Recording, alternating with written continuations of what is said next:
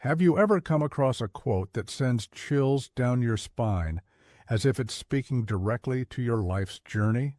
Carl Jung once said, "Until you make the unconscious conscious, it will direct your life, and you will call it fate." That one line has a way of stopping us in our tracks. It suggests that our struggles, repeated mistakes, and persistent questions about our identity may not be random at all. Instead, they could be the result of deep forces within our psyche. It opens up the possibility that what we call destiny might actually be a cycle we can break if we dare to truly know ourselves. Before we dive into how Jung's idea of individuation can help break lifelong patterns, take a second to subscribe to this channel if you love exploring the mind and heart. We're on a mission to peel back the layers, and it's more meaningful when we do it together. Many people assume their way of living, thinking, and feeling is just who they are, or they dismiss it as my personality. But what if there's something deeper, an invisible script shaping both our wins and struggles? Jung's concept of individuation suggests we're not bound to these repeated life loops. We can become conscious authors of our own stories. But this journey isn't easy. It requires courage, curiosity, and sometimes facing parts of ourselves we didn't know were there. In a world where so many are searching for answers to lifelong struggles, like why we're drawn to certain partners or why we keep facing the same conflicts, this may be the light we've been waiting for. So, here's the challenge. Can individuation really help untangle the knots of our most stubborn life patterns, the ones we think are our fate? And how do we shift from living on autopilot to living with conscious intention? By the end of this conversation, you may sense a quiet shift inside, a feeling of new possibility. Because while fate may feel fixed, awareness can tip the scales. And sometimes that's all we need, just enough light to reveal an unseen path forward. Let's begin with a powerful metaphor. Picture your mind as a personal labyrinth, hidden beneath everyday routines, responsibilities, and even your best efforts. This labyrinth isn't an ordinary maze. It's a living tapestry of memories, dreams, fears, and beliefs you've carried since childhood. Each life choice, whether it's taking a draining job or entering a difficult relationship, may be influenced by the twists inside this labyrinth. Sometimes you walk with confidence, other times you feel lost. The goal of individuation, Jung would say, is to navigate this labyrinth until you reach its center. And at the center, you don't face a monster. You meet your truest self, raw, vibrant, and authentic. That journey, from outer chaos to inner clarity, is where real transformation begins. To understand why this labyrinth exists, let's touch on some key ideas in Jung's psychology. First is the collective unconscious, a shared reservoir of archetypes or universal symbols that shape all human experience. Think of these archetypes as timeless characters, the wise old sage, the innocent child, the trickster. They live in our psyches, influencing the stories we tell ourselves and quietly guiding our lives. Another key idea is the persona, the face we show the world, often polished and curated. We wear different personas in different roles: the friendly co-worker, the dependable friend, the caregiver at home. The persona isn't bad, but when we over-identify with it, we can lose sight of our true needs and feelings. But the real transformation starts when we explore the shadow, the parts of ourselves we hide, deny, or reject. Maybe you're someone who's always calm and kind, but you suppress anger or frustration. Over time, those emotions gather in the shadows, unacknowledged, but alive. Sometimes they erupt in unexpected ways, like lashing out at someone you love. That's the shadow breaking through the mask. Individuation is the process of opening the door to the shadow and making peace with what we've hidden. It's not an easy road, but once we see the shadow, we can no longer deny it, and that's when deep growth begins. Imagine a tree in your backyard. Above ground, it looks fine. Green leaves, sturdy trunk. But underground, if its roots are wrapped around a rock, the tree can't grow well. Individuation is like gently removing that rock, allowing the roots to spread freely. At first, the tree may wobble, but in time, it stands taller and stronger. That's our second metaphor. To grow, we must work beneath the surface. And yes, it can get messy, like digging in the dirt. But the rewards, vitality, insight, wholeness, make it worthwhile. Individuation isn't an overnight fix. It's a lifelong path. To make this clearer, let's look at 3 relatable examples. First, Mia, the constant people pleaser. She says yes to everything, hosting parties, covering extra shifts, until she's exhausted. Inside, she's angry, but her persona says she's the nice girl. Her shadow fills with unspoken resentment. Through therapy and dream work, both tools Jung recommended, Mia realizes her people-pleasing is tied to a fear of rejection and a belief that her worth hinges on approval. Naming this pattern is her breakthrough. She begins setting boundaries, and life starts to change. Second, Alex, stuck in a loop of failed relationships. Each new romance starts passionately, then spirals into jealousy and mistrust. He thinks he's just unlucky. But through dream analysis, Alex sees he's drawn to partners who mirror his buried fear of being unlovable, a wound from childhood. As he works through this old pain, he finally steps off the relationship treadmill. That's when he reclaims his power. Third, Patrice, trapped in a dull job, yearning for creativity. As a teen, she was told art wasn't a real career. Now she rationalizes her choices, but night after night, she dreams of painting vivid landscapes. Jung said dreams are the psyche's language, our unconscious speaking to us.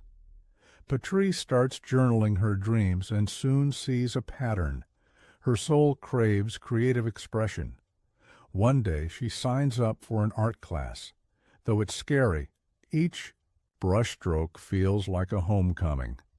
Listening to that inner voice becomes a huge leap forward in her individuation. In each story, the person could have stayed stuck indefinitely. But by examining dreams, facing shadows, and integrating hidden parts, they rewrote their old scripts. This work is both reflective and practical. You may be surprised how journaling daily events or exploring fantasies in therapy can unlock layers you never noticed. One powerful tool here is active imagination. You've likely daydreamed before, but active imagination is intentional. You engage with images, symbols, or dream figures, letting them speak or guide you. It may feel odd, but it's a bridge between your conscious and unconscious mind. For example, if you keep dreaming of a locked door, you might visualize walking up to it, opening it, and seeing what's inside. Sometimes you'll meet lost parts of yourself, and these encounters can spark profound clarity or healing. That's when you have an aha moment, realizing that something buried has surfaced, ready to be worked with instead of feared. If you're finding this meaningful, hit that like button. Sharing this journey with others can spark the kinds of deep conversations we all need. Now, Let's look at how these insights create real-world change. The labyrinth may be symbolic, but the transformations are tangible. Practical step 1. Keep a dream journal by your bed, and each morning write down anything you recall. Images, emotions, fragments. Over time, have you ever stumbled upon a quote that sent a shiver down your spine, as if it was speaking directly to the heart of your own story? Carl Jung once said, "Until you make the unconscious conscious, it will direct your life, and you will." Call it fate. That line has a way of stopping us in our tracks. It suggests that our struggles, our repeated mistakes, and even the quiet, persistent questions we carry about who we are might not be random at all. Instead, they could be the currents flowing from a hidden reservoir deep within our psyche. It raises a powerful possibility. What we call destiny may in fact be a cycle we can break if we're willing to truly see ourselves. Before we explore how Jung's concept of individuation can help untangle lifelong patterns, take a moment to subscribe to this channel. If you're drawn to exploring the depths of the mind and heart, you're in the right place, and it's far more transformative when we walk this path together. Many people believe the way they think, feel, and live is simply who they are. It's just my personality, they'll say. But what if something deeper is shaping us, an invisible blueprint guiding both our triumphs and our struggles?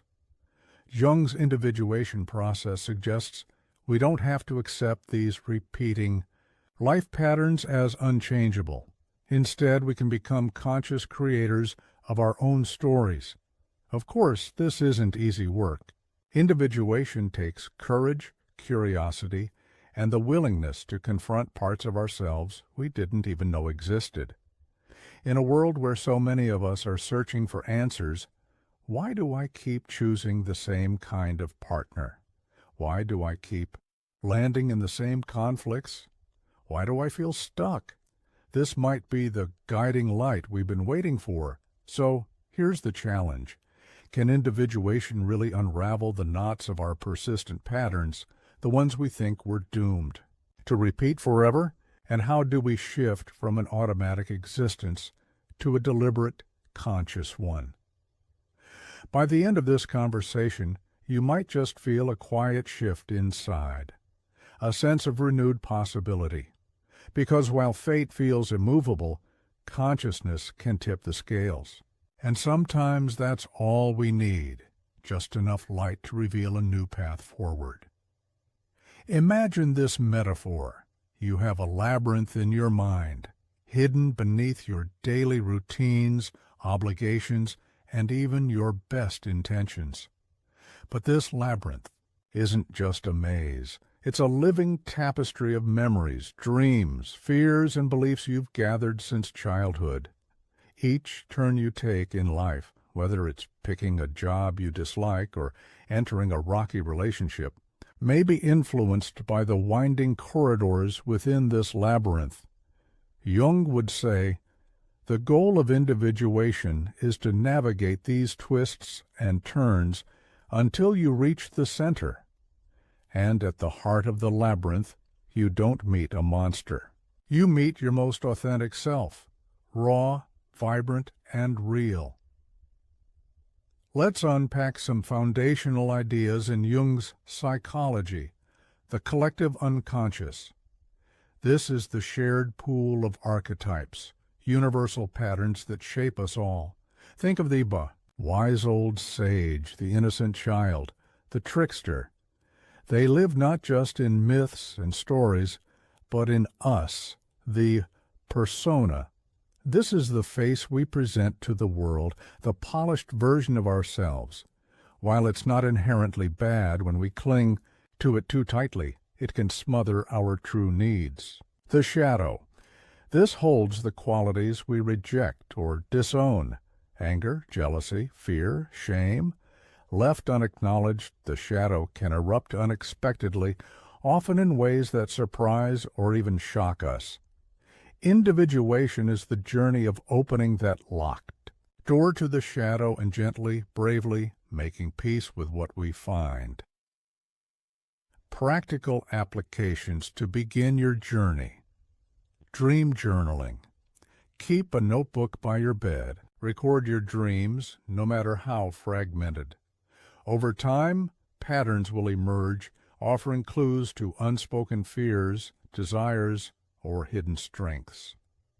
Shadow work. Notice what irritates you in others. Often these are mirrors reflecting something within yourself. Track recurring emotional reactions like defensiveness or envy, and gently ask, what am I protecting, or what part of me feels threatened? Active imagination. If a particular symbol, image, or theme keeps surfacing, a locked door, an animal, a color, set aside time to engage with it. Close your eyes, visualize it, ask questions. Let it unfold without judgment. This bridges the conscious and unconscious mind. Real-world examples bring this to life. Mia, the people-pleaser, uncovers buried resentment and fear of rejection. As she sets boundaries, she reclaims her agency. Alex, stuck in romantic cycles, confronts a deep fear of being unlovable, rooted in childhood wounds, breaking free from patterns of sabotage. Patrice, longing to create, listens to her dreams and tentatively picks up a paintbrush, rediscovering a buried part of herself. Reflection questions for you. Where in your life do you feel stuck? What pattern keeps replaying? If that pattern were a message from your unconscious, what might it be trying to tell you? Write it down. Sit with it. You may be surprised by the wisdom that emerges. Remember, individuation is not about perfection. It's about wholeness. It's about making peace with your contradictions, being both kind and capable of anger, both independent and in need of connection, both rational and intuitive. When you integrate these polarities, you live with less inner friction and more acceptance. So, as we close, remember this. Recognizing your unconscious patterns is like discovering a hidden script. By bringing it into the light, you gain the freedom to rewrite your story. Yes, it takes courage. Yes, it takes patience. But as Jung reminds us, your visions will become clear only when you can look into your own heart. You hold the key to your own labyrinth, and every brave step you take brings you closer to wholeness.